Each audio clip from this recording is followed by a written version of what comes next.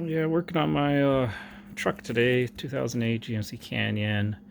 Has systemic idle issue, kind of down on power. So just going through the exercise. I took it to a couple folks to help me out with it. I don't have time to tinker with this stuff these days, but I was kind of getting in the cycle of change a component, go drive it, change a component, go drive it. It wasn't getting anywhere, so I just it's only got like 120,000 on it. What I did was I pulled all this off so I could get at the actuator for the variable valve timing. I guess this engine, it can retard or advance the exhaust valve timing based on a whole pile of sensors and extra complexity that makes no sense to me. But the system works off of, this is the mechanical item that runs on oil pressure to change timing. There's a cam sensor that tells the computer like orientation, and then there's a crank position sensor in there, and they all kind of work together. And so where I took it, the guys swapped this and that out, still have the same behavior. So I went and then I paid to have my computer software upgraded because I thought that's what they kind of said. They put the new sensors in and all this stuff, need better software or something. So paid for that. Still didn't fix it. And so I was like, well, this is the last thing on that system. And then if this doesn't work, then it's basically the timing chain can be stretched, or there's some other thing here that the computer's trying to correct for. And, these things are pretty complex. Like, unless you have a scan tool and you know how to use it and you know how to diagnose why the computer's reacting the way it is to the inputs that it's getting, like, you're not going to get anywhere with this thing. So I'll show you why this work is probably going to work for me. I've got the old sensor out. Here it is. Or sorry, this is a solenoid. What am I talking about? It's got a screen. We're missing a screen, and it has the black clip on there. And the replacement one has all the screens in place. So what I think is happening is when this is getting an input from the computer, the pressure that's being applied to adjust the timing through wherever this valve is different. So the flow is different. So it's getting more pressure than what it's calibrated for because it's missing the screen. So I'm gonna go with that being the problem. I just take some stuff off. Kids got me more access. One thing I do want to note is this thing is a pain to take the clip off. You actually have to get a screwdriver on the underside and lift the inner tab from in here to pop it off.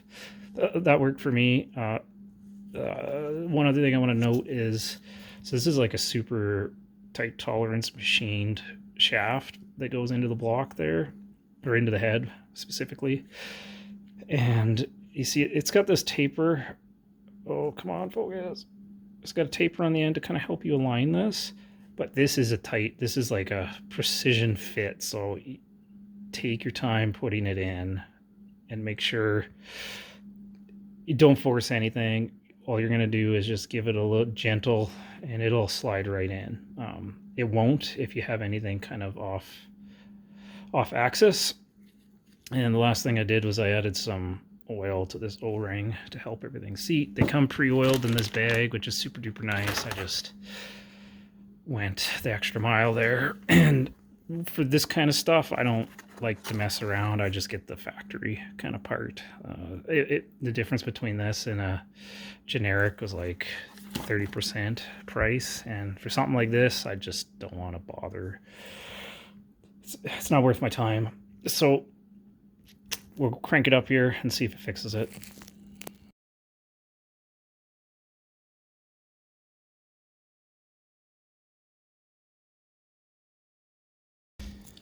Just one other item I want to note here is I kind of went in here and just wiped out the throttle body. Got this crankcase ventilation system, and it gets a bit of oil buildup in there.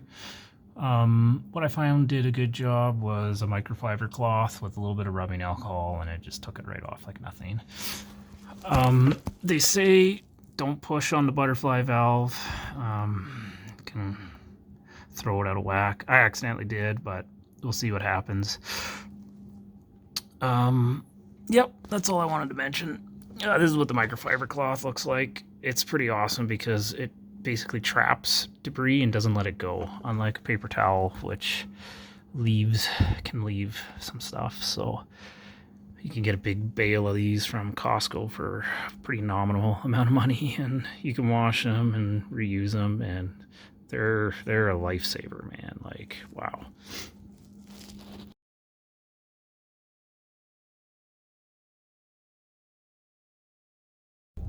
Well, we just went for the maiden test drive here. Big win, 100% fixed. Look at that baby idle.